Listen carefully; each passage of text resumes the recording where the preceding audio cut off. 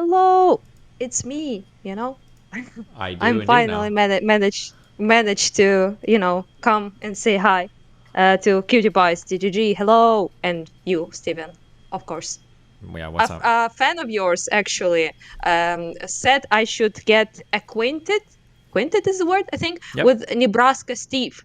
So he showed me, um, he sent me a conversation of yours from long time ago. It is Yeah, 6 hours, so I super apologize. I was not able to watch it because it's way too long. that's good.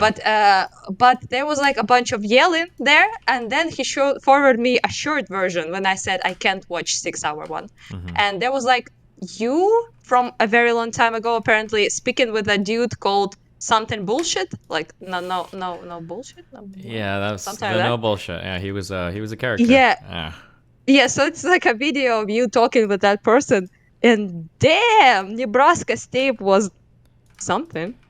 yeah. It was a different time in my Nebraska life. Steve Okay. was bold. He was bold. Bold or Your bold? alter bold, like I yeah, brave. that didn't have bold, brave. Oh, okay, yeah. He was. Oh no, he had hair. Thank you. He had Okay. hair for sure. Yeah. Not as great as yours now, by the way. Thank you But so much. Yeah. yeah. Don't worry. But it was just something, truly Yeah. impressive. It was a different time on the internet. You know. Mm. Well, I kind of liked it, to be honest, but that's like another story. Yeah. Yeah. Yeah. So we wanted to say super thank you to everyone uh, who donated to the quad bike point 2.0. We actually got it. Gonna go take pics of it tomorrow. And yeah, so unfortunately, guys, I have good news. Is the good news is we finally have the quad bike you helped to buy.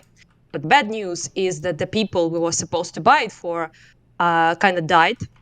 So we're going to give it to this battalion still, but this would be another group of people, not the one we initially was supposed to give it to because they unfortunately died.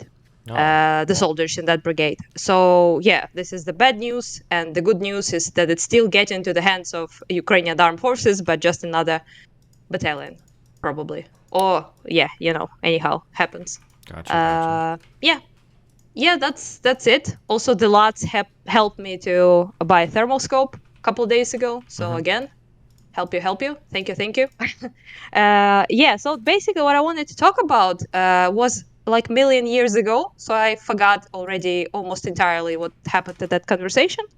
But you talked with Ayla about like why people turn to religion, modern day, like like Islam, stuff like that, Christianity, things like that. So why do people seem to just don't do that well with like freedom, choice, things like that? So I don't know if you like remember that conversation like exactly. Yeah, I do. I Basically, don't, like for to be quite people that honest. don't have like religion, like what are the substitutes in their life that makes it work for them? Yeah, and why you also talked about like why the hell are they so like allergic to freedom, basically why people just tend to be unhappy, or like conservative people, Christian people sometimes tend to be like happier than liberal peeps, things like that, So I heard you say like something, not exactly, but correct me if I'm wrong, like something like that you think that maybe like freedom is basically like not for everyone, and that maybe people would be happy if they had actually had like religious things and things like that. And you said like you're not like sure, should we like push those like atheists, like super duper progressive liberal type of things if they make people unhappy? So is it like kind of worth it? You said something like that, right? Yeah, a little bit. Basically, just that like people, I think people need like overarching themes and narratives to kind of like guide their life, and that's probably more important than just having like the freedom to infinitely choose whatever you want. Yeah. Yeah, but do you think it has to be like this doomer that like we have to return to like religion shit, or can it be like maybe some kind of other purpose? So something like meaningful, but not exactly like religion. Yeah, it can be some other kind of purpose, but it's really hard to like. It feels like people really need a group, and there have to be people not in the group. That feels like an important thing because if I think of like, well, it doesn't have to be. It doesn't have to be that. It could be. Then what is it like? Ultra nationalist, like my country versus the world. Fuck everybody else. Does it have to be like race related? Like I like white people. Fuck everybody else.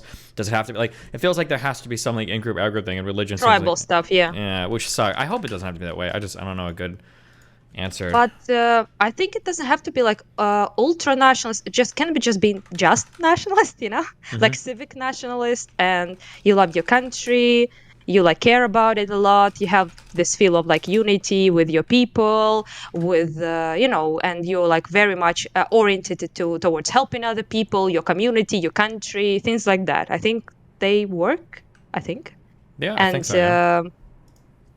I just don't know. Like, it seems like in like United States, it's pretty hard to do that because people are divided as shit and they just kind of like hate everything.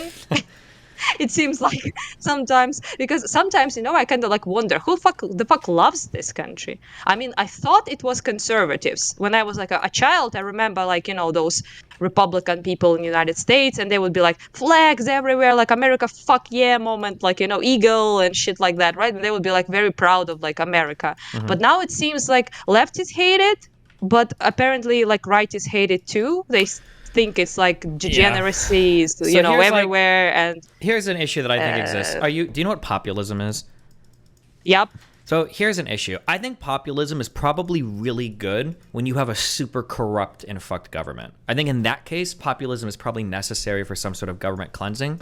But when you have a government that's still largely responsive to the wills of the people, but like the people disagree, and then you get populist, then I think everything goes to shit. And I think that's kind of where we're at in the United States. People are out here as populists acting like we're living under like some authoritative totalitarian regime. Like we're living under like the Soviet Union or Nazi Germany. And so like we need populists to like fix it. But we really don't. The government is still largely responsive to the will of the people. It's just that people have fundamentally huge disagreements in the United States over very fundamental things. Like should women have a right to an abortion? We have huge disagreements over that. Stuff related That's a weird one. LGBT issues. We have huge disagreements over that. So I think when populism starts to crop up as a response to like political disagreement instead of actual government like malevolence or malfeasance, I think you run into huge problems because then you start to label everybody as enemies and you start to misinterpret like the government is doing things I don't want. Well, it can't be because we disagree. It must be because the government is evil. And it's like, well, that's probably not what's going on. So that's, yeah, I don't know. I think that's one of the big issues we have in the United States right now.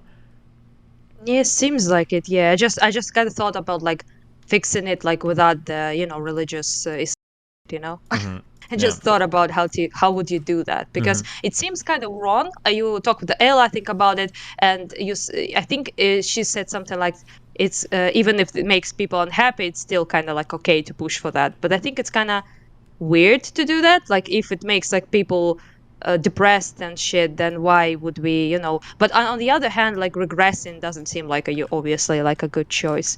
But you seem to be like a person who is like chill with like without living without like some kind of like grand narrative or like religious story Hmm. and something like that. Was it always like that for you, or you like just I think kind of like I got lucky and I stumbled upon it during my whole there. I think I think some people take a journey when they go from religious to atheist. You take a journey Mhm. where initially when you lose religion, you become incredibly nihilistic and then nothing matters and everything is kind of like ridiculous and horrible. And then hopefully somehow you grow from that nihilistic position to kind of like a more existential position where it's like, okay, I understand that like the world is pointless and everything and that's horrible, but there can be meaning in this life. I just kind of have to create it for myself and then pursue that. But it seems like that's a really hard jump for a lot of people to make. So they either get trapped in some nihilistic pit after religion, or they are like stuck in the religious phase or something forever. That's what it seems like. But I don't know how to move people into an area where it's like, hey, listen, there might not be like an objective, overarching goal for life and everything, but that's okay. It doesn't have to be that way.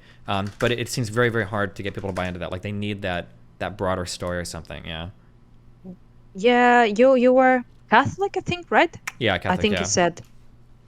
So you kind of like when you started to be like an atheist, or like at least thinking that God is not that big a deal, when you were young or later, and how did it happen? It was like a gradual journey. Probably when I turned like 15, 16, it started to happen Mm. more. I don't know why. I guess like this is a little arrogant of me to say, but I feel like anytime you start to ask enough questions, and if you've got like a sufficiently complex and inquisitive mind, it feels very, very, very hard to imagine that you could hold on to religion past that, because there are too many claims that they make about the world and metaphysics and everything, where it's like this doesn't make sense. It doesn't stack up. Like this is really silly. And then eventually, I think it kind of starts to fade away from that. From my perspective, by the way. Sorry, that might sound offensive to some people, but. No, it's fine. It's just interesting to me how people like kind of come to it, because I was kind of like born atheist. Sounds like kind of weird, but I never was religious like ever, Hmm. like a day in my life. So it's a little bit different for me than it is for people who like like abandoned their religion or became atheists Hmm. when they made kind of like a choice in that regard, which is I did not, which I don't mind, obviously, I'm pretty happy with being an atheist, but just it's a little bit different, I think, and apparently it's kind of rare as well, so it's kind of rare to be like atheist from the get-go. Sure, yeah. So yeah, that's something like well, I was just interested in. But to speak about, like, you talked with her like about like choices and how it creates like this anxiety and things like that. And it was very interesting to listen to it, because I was actually not to sound like as you said, like arrogant or something, but never really suffered that much from like anxiety of having to choose even important things in life. So I like dropped out from the university. It was a pretty serious decision, right? And I did that, and I started like to be full on revolutionary at the time. Sure. And I was 19, and I never felt like anxious about it. And I also never eat myself up about it, like, was it a wrong decision, was it a bad choice, things like that. So I yeah, so even when I started like working at the shop, and I didn't have like much of a, people would say like career or something like that, right? And I was like, I didn't eat myself up about that. I didn't like thought like, oh no, I did a wrong thing. It's just not the way my brain worked. I never felt this type of anxiety, I guess you could say. So I was like, it is what it is. I learned from my experiences, obviously, right? I would not do them things that hurt me, obviously, right? I would try to. But I just never felt that. And a bunch of my friends really, really did. So they really suffered from what their life would going to look like. If they make a wrong choice in the university, then their career would suck, or they will like hate their job. And they just couldn't stop like, thinking about all of that. Yeah. And when I, talked with them a bunch with my friends, right, I realized that most people, I think you talked again with Ayla about it. She said like this is like people just generally are anxious because they have choices and so many things to choose from. But I think it's not the choice itself that scares people, but the anxiety of making the wrong choice.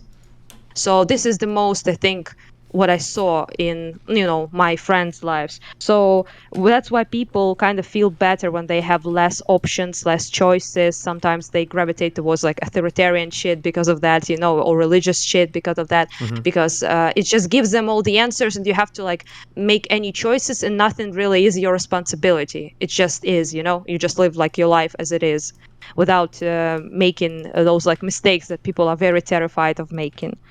Yeah, So yeah, to I make agree. it like Yeah, and even if you do make mistakes, some, there's like a path towards. That's why I said that like like religion gives you metaphysical. It gives you metaphysical. It gives you epistemic, and it gives you ethical answers to everything. Yeah, it shows you how to view the world. It shows you how to find truth, and it shows you how to be a good person. All of those answers are granted by religion, and you don't have to waste any time thinking about them, which is so convenient and so nice. Yeah. yeah, it kind of like eliminates what most people just can't deal with, which is uncertainty. So yeah, so you have being certain is super nice, Yeah, for sure. but yeah, it feels like very calming, relaxing, and stuff like that. You feel like at ease because uncertainty and chaos is very hard for most people to deal with. Just on a, like a very like some stupid example, like for example a trip, like with my friends to Europe, for example, right? Things would go sideways. We missed the train. We would nearly missed our plane. It was like a clusterfuck. Basically, we got in some trouble on the road. We were very young at the time as well, so I didn't feel anything bad about that. It's just how I am. So I Right. was like, well, okay, we can deal with it, whatever, right? So we dealt with it actually. I was pretty calm and managed to get us a dude who helped us out and made us we made it to the place in time, and it was all good.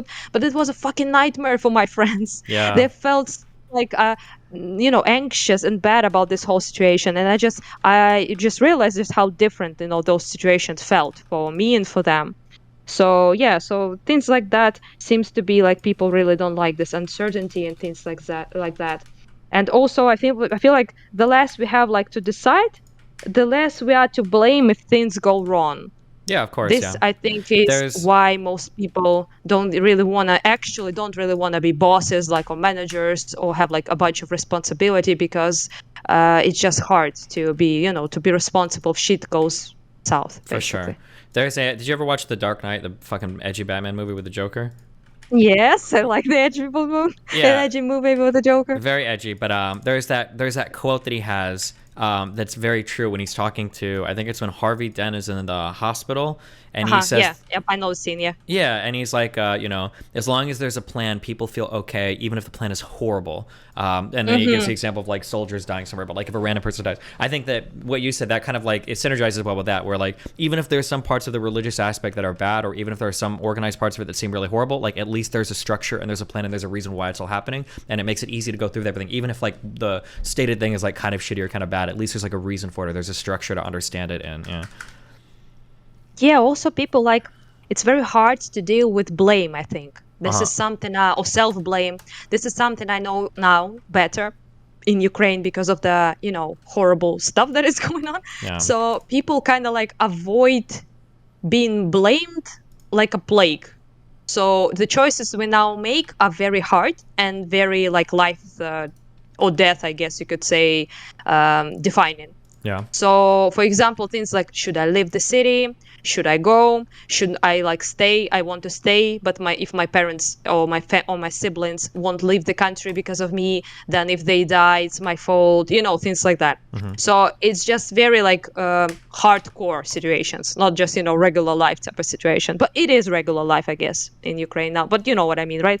So basically, I realized when I was talking with people that they would become either more like religious or fatalist during this whole thing, which makes sense. When you deal with death and like destruction, people tend to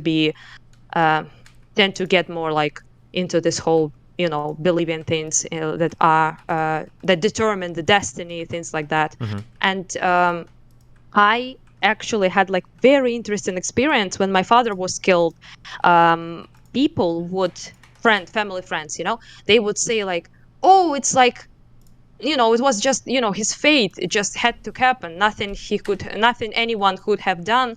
It was just, it is what it is. So my volunteer friend Igor, he's a pretty religious person, and he would say like it's, God's thing. If a person is not religious, they would say like, oh, it's just like the fate, just Yeah. basically is how it should have been. And I remember just it was like first week after he was killed, and it just got me so angry.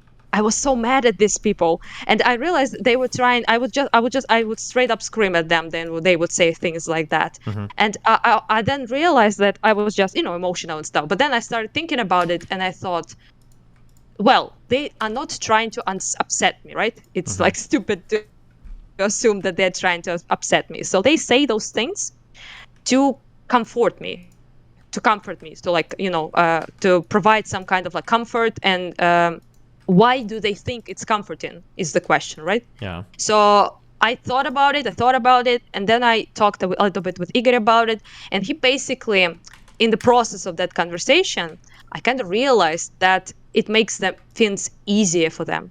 So they think if you like blasted by artillery, for example, to bits in your own house, then it's just nothing you could have done. It's just fate. It's just like some sort of like, and it is very interesting because in a way, of course it is. You don't control fucking Russian artillery, right? So it's like something that doesn't really, but at the same time, I just felt like I pointed it out that he went out on the balcony when explosions were going off. And it's he did that. That was his decision. Dumb one, by the way. I argued with him about it a couple times before. And of course, 95% of a fault for that blame, right, lies on Russia, obviously, and Russian artillery, Russian government, Russian people, whatever the fuck you want to, call it. People who actually executed that, shot that shell. But 5% was him going on the fucking balcony, you know? And it's okay to state that. It doesn't mean like I blame him for dying, obviously, right? But just it was stupid. He didn't have to do it. Yeah. So people get such huge eyes when I say that I blame him. But it's not really about blame. It's about responsibility. It's about being responsible, and he wasn't. Not only he endangered himself, but also my mother, who was also on the balcony trying to get him to go inside the house. And if she didn't walk away like seconds, like 20 seconds, she would be dead as well. So yeah, this is just And I told that to people, and they were like, "What the?" They thought it was. They were very confused, But I just thought that them saying that there was no choice, nothing he could have done. He would have died anyway. And I was like, "Well, no." And the most interesting part of it was when Igor was talking to my mother. And he was like, "Well, Irina is your name. It's anything that, nothing you could have done. He would have died anyway. It was just his time. And I was like, "No, it wasn't. It really wasn't." And not only that, but also she is the living proof that he's wrong. Literally living, no pun intended, because she went in the house like she was supposed to, behind the walls, and she was not killed. Yeah. Of course she could have died still, it could have landed where she was, but still, like, you have way more chances to remain alive if you go behind two walls or something like that in the middle of the house. You can still die, obviously, right? But there, it ups your chances to survive, and she sits there as like the living proof of taking responsible and being responsible and doing at least the best you can in this situation. And he still somehow interpreted as that, it was just fate and things like that. Yeah, so it's very interesting. Yeah, something that's really hard when it comes to those types of questions. You were getting, I think, a little bit triggered because you were watching some of the conversations I was having about like the discourse, right? Me? Yeah, because I remember that I feel like you were typing things to me about, or I saw you tweeting about stuff relating to like women being careful or like during sexual Oh, interactions. yeah. Sorry, I remembered. Yeah, Yeah. you talked with Brittany, I think, about that, and Yeah, a I little bit, a heard it, couple of and I was like, "What the fuck?" Yeah. Yeah. That. One of Yeah. it's that conversation is actually, it's directly related to this one. People have a really hard time assuming a level of responsibility without also feeling like there is some level of blame. So when you talk, when you talk to somebody about like, is there something that you could have done to avoid a situation? When they think about that, they might hear it like logically, but emotionally, what they're thinking about is like, well, if there's something I could have done and I didn't do it, then it's my fault that it happened.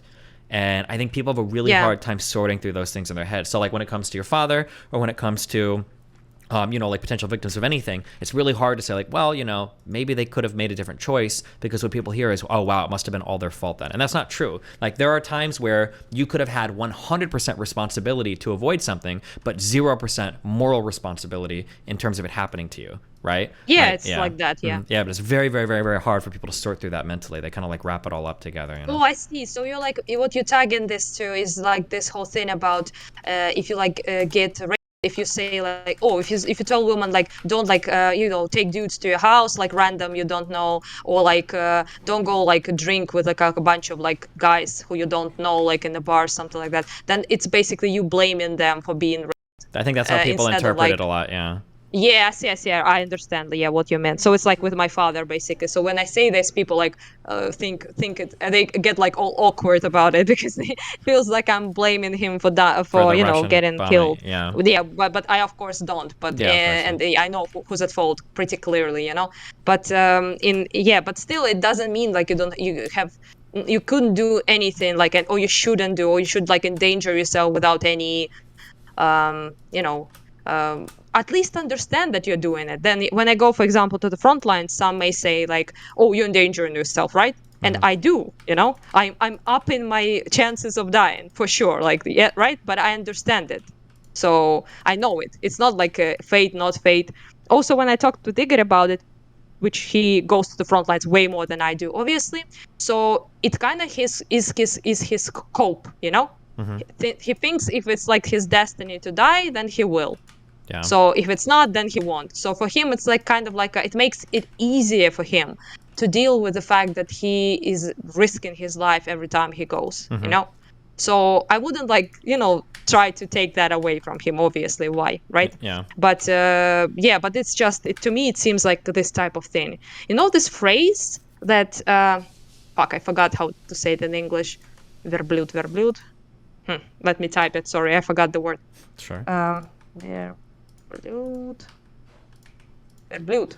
Camel. Oh, thank you. Okay. So basically the phrase is like, trust in Allah, but tie your camel in the desert, something like that. Yeah. So this is like the most Muslim phrase about responsibility that I really, really kind of like, because the like Allah or like universe or like chance, luck in this situation, something you don't control, right?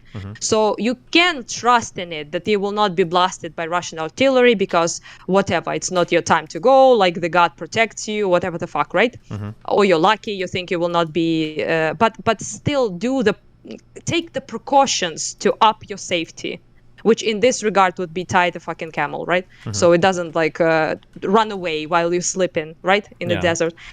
So in this case, my father not going on that fucking balcony would be that thing. He would have tied his camel, and maybe not 100%, but maybe would be alive right now, you know.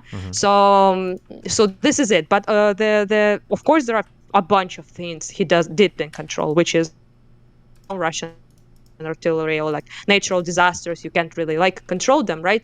But you can still do certain things, and I feel like people have like pretty like big trouble with that idea, I guess. Yeah, for sure. Yeah. Yeah, I agree. Mm-hmm. Yeah, well, things like I get responsibility, like in general, seems to be very like unpleasant to most people. I told you about it, and I think on this messaged you on Discord, like when you were talking that had conversation after that conversation with Ella. It was about like Erich Fromm.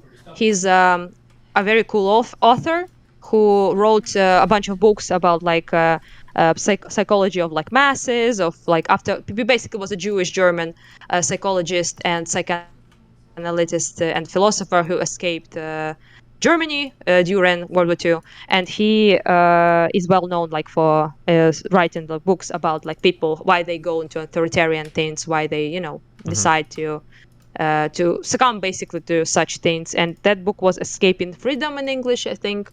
And yeah, and that was very interesting book that it's exactly like explains like the psychology behind those like people abandoning responsibility, being afraid of choice, and finding ways to basically cope and like escape freedom.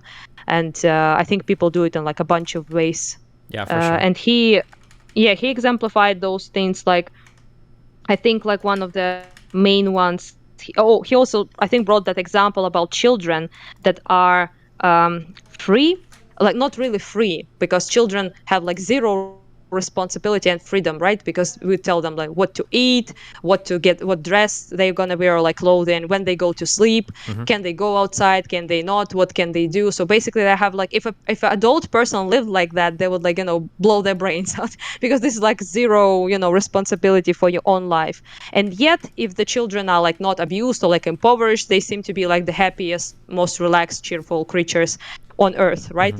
So yeah, he basically made that point that freedom doesn't necessarily make people happy. In fact, it can make them pretty unhappy, which is what we talked about before. Yeah, for sure. Like I said, I think that freedom is just, I think, a proxy for like things that make us feel good. So as long as we feel like we're in like a happy, healthy scenario where we're being taken care of and all of our needs are being met, we don't have as much a desire for it. But when you're in a scenario where it feels like you don't have the ability to be happy or be healthy or whatever, then the thing we blame is, well, I wish I could make a choice otherwise to leave. So people will mistake like, I wish I just had more freedom, when they're really saying like, I wish I could just improve my situation. I think it's really hard for a lot of people to deal with. Yeah, he highlighted like a bunch of things that I think are still appropriate to those day. I think one was like authoritarianism is one of the ways to escape freedom that he highlighted. He said you can basically give up your individualism and become part of like a collective, so like a system, right? So it can be like Soviet shit, it can be like fascist, Nazi shit, whatever the fuck, right? And basically they tell you what to do then, so you become kind of like a passive, like like a child, basically following instructions of the big daddy government, or like something like Stalin, whatever the fuck, right? Yeah. So yes, this seems to be like one of the ways he highlighted as escape of like choices and freedoms and stuff like that. You also become pretty much not responsible for anything of value, so you like pretty much just do what people tell you, and it feels like very freeing for some people. He also talked about destructiveness, I think in English it would be. So basically he said that some people like they start to be destructive because of this like anxiety that freedom brings them. They basically afraid of the world in a way, and they lash out. So they kind of think like destroy first, the world is against me, so I'm going to be against the world. Sure. And he made like a bunch of examples of people basically engaging in like criminal behavior or like like some kind of like antisocial stuff. Yep. So like for example like You leaving? brutality, Oh wait, wait, crime, wait. Hold on one second. One second. One terrorism. second. Oh yeah, yeah, of course. Hey guys, long time no chat. It's all it's puberty blockers fault, I swear. I No, not only, but yeah. Also, last time I wanted to chat before the puberty blockers thing, I saw Farah, and I also thought, fuck Okay. no, I'm and sorry. I'm here. escaped. Uh Yeah, yeah, yeah. So what? oh. Oh, what? Oh, my wife and her dad are leaving, so I was just saying bye. Oh, yeah, yeah. Cool, cute. Say goodbye and stuff. What the fuck I was talking about? I forgot. Um, about Oh, the distractiveness. yeah, Yeah, yeah, yeah, destructive. Yeah. distractiveness. Yeah, so basically he says like terrorism can be that, vandalism can be that, things like that. So to me this kind of like ties with this whole, it's not exactly like criminal obviously, right? But this whole thing, like I think sometimes people say like matrix shit, like everything is against us, like media is against us, and this like kind of like things like that can also tie to that. Mm-hmm. And the last thing he said was automaton conformity, so robot-like conformity. So he said that it's very suitable for like Western societies because they don't really produce that much authoritarian regimes you can escape to. So the thing that works like as escapism from freedom in Western societies, he said, was like this conformity. So basically being like other people. So do not stick out in any way, like enjoy like culture, pop music, things like that everyone else enjoys. So being like part of collective in that way. Mm-hmm. So you also kind of like abandon your individualism, not hardcore like you would in authoritarian regime, but in a way as well. Yeah. Yeah. Pretty interesting book, to be honest. He like goes in like a bunch of details about that. So you kind of get absorbed by mass, like pretty much doing things that everyone else does and stuff like that. And yeah, he also talks about like some people mistake like escapism as freedom. So if you're like somewhere like on a boat, having like no responsibilities, no choices whatsoever, then some people think, oh, it's so freeing, like to just be a hippie, like I don't know, like somewhere like living lives, don't having like a relationship, just having like sex with people and stuff, but not having like a relationship you have to maintain, things you have to invest in. You just drift in a boat basically, like careless.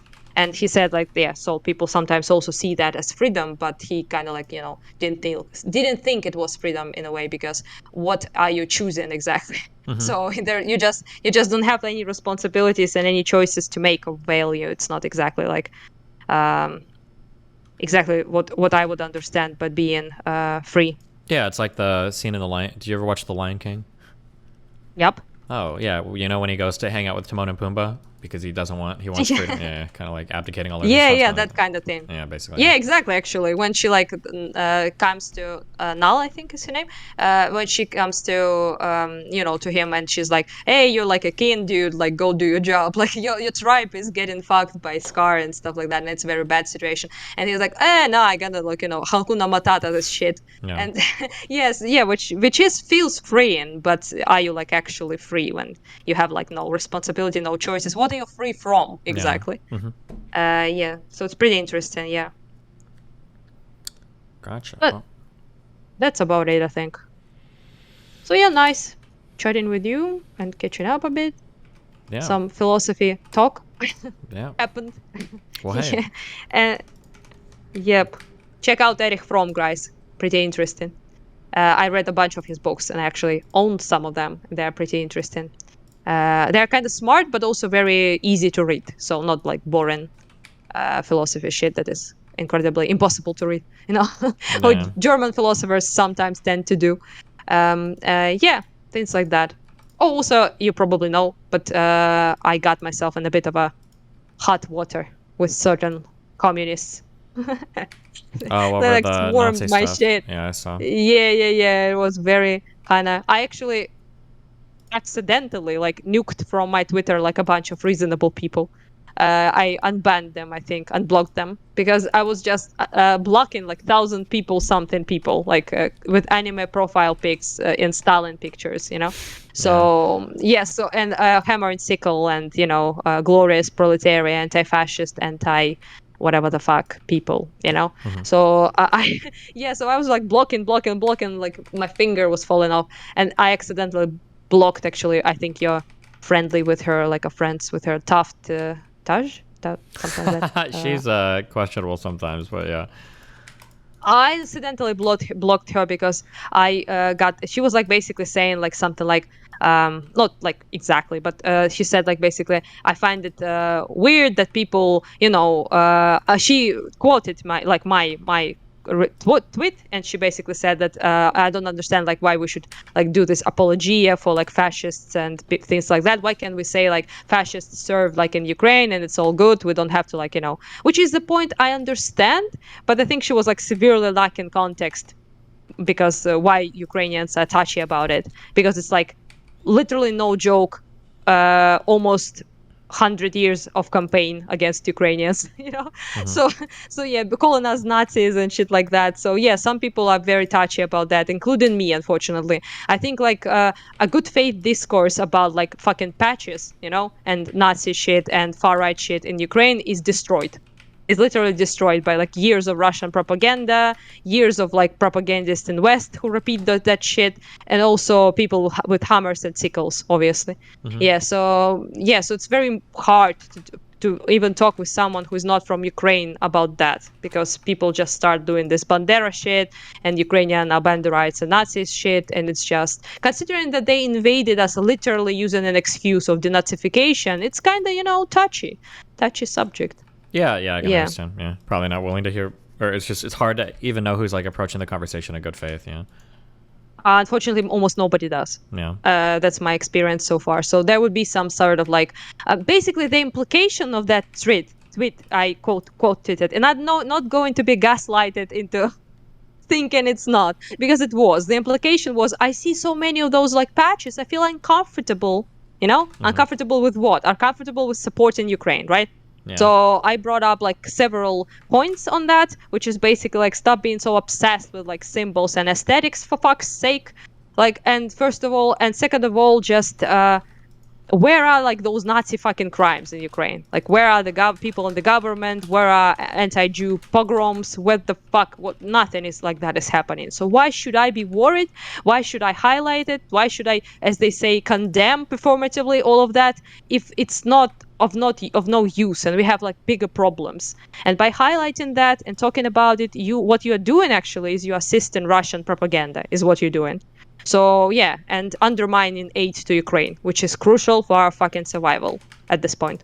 So yeah, so to me it was pretty silly, but apparently people kind of found me, the so-called socialists, bad empanada type of people, Yeah, and that bad empanada guy is yeah, like one of the worst people on the internet. He's actually like he'll like dox and I harass and figured, like he's insane. Like not like a funny bad person, like an actual terrible human being. yeah, So be careful ever. I actually didn't really realize that he quoted me, like, and sent a bunch of his freaks to harass me. Hmm. I just thought they were like engaging in like silly me, in good faith. So I started to answer them, to, talk with them and try to, and they would just spam like a Nazi defender, like Nazi, all Ukrainians are Nazis, you should like all die, Russia should denazify you so fucking hard, Hmm. Slavic people are degenerate, Yeah. shit like that. The anti-Jew thing. I was just this was a surprise. I was called like a Zionist several times, Hmm. and so I was like, "What the fuck?" Like, that's new, Yeah.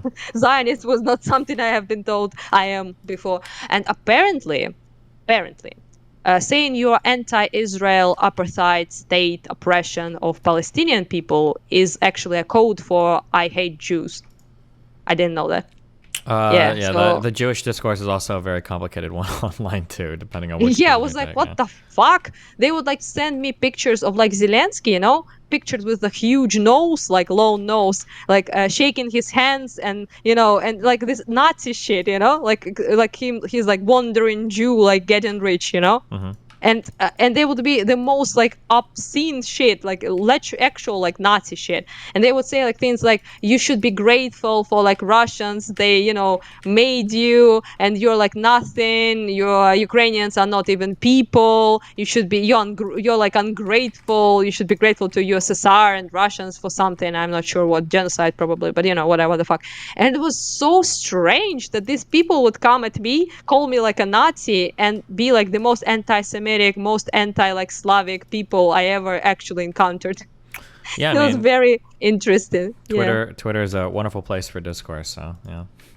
Yeah, they do love their genocides apparently, as long as it's, done by Russia or China or someone. Yeah. So, I mean, it's all good, I guess. I just have a little bit different values, I guess. So I like, democracy. I like freedom of speech. I like human rights. I have rights to self determination, things like that, And they like love gulags. It's all good, Just a little disagreement. Yeah. It just depends on who goes in the gulags, right? That's all that matters. Yeah, but problem with gulags is that nobody really knows who goes there. Yeah. It might be you, it might be me. They might find a reason to send you there, even if you are like the most communist, the most proletariat based, pilled, sorry, proletariat pilled person, revolution pilled person. But you can end up in that fucking gulag either way. That's Yeah. that's the problem with gulags. Yeah. Yeah, so yeah, pretty cringe to be quite honest. Especially considering that most of them are fucking Westerners that never lived in communist anything. And yeah, it's very, very interesting. Also, they have like hammer and sickle and Stalin on their pics, and they will say, "You're like Banderite whore," or something shit like that. How come at the person who has like Azov symbol in their name, and while they have a fucking Stalin and hammer and sickle in their profile, it is pretty ironic, I must say. Yeah. I Yeah. think for a lot of people, the dictator stuff is okay as long as it's their guy. It's typically how people view it. Yeah, that's what basically returns us to that conversation about like simping for authoritarianism. So they actually like it. They actually want to be the ones who execute people and who have power over them and who like follow the orders of Daddy Stalin to because he was doing the right thing. I actually saw someone send me the tweet of that Bet Empanada dude, and he was like, "If Putin came to denazify me, I will like roll over." Yeah. It was such a cringe. It was like reading a sex fantasy or something. Maybe. He was like, denazify me so hard, Daddy. Yeah, It so- was kind of. I try to not to kink shame people generally, so I think it's all good if that's his thing. Yeah. People used to have Stalin portraits on the walls. Now they have Putin's portraits on the walls. It's all good. Yeah. A lot of these guys Just online probably still have the Stalin portraits. So. Yeah. Different time, different people, different daddy dictators. It's all Yeah. good. Yeah. Why they, say they're anti-fascist in their bios, which I kind of question now. What is their anti-fascist work exactly? Harassing people on the internet. But yeah, and upvoting their own like tweets. So they look like they were like doing so pathetic shit. They were like, we ratioed her, and they were so happy about it. And I was like, dude, have you like touched grass in your life? Well, it's pretty interesting. Yeah. But their anti-fascist work is apparently like just putting hammer and sickle in their bio and harassing people online. That's about it. Yeah. Twitter So- is the extent of most of these people's like experiences with politics. So yeah. Yeah, so I think that guy, they actually the discourse was about the guy with like Death in June like patch and the skull patch. They probably done whatever his like political views are. We don't know. It's he done more anti-fascist work than those people will do in their entire life. Because he actually killed some fascists, namely Russians. Yeah. So yeah, fighting against a fascist state trying to genocide you is more of an anti-fascist work, I would say, than those people on the Twitter. So I'm good. Yeah. Yeah. I agree.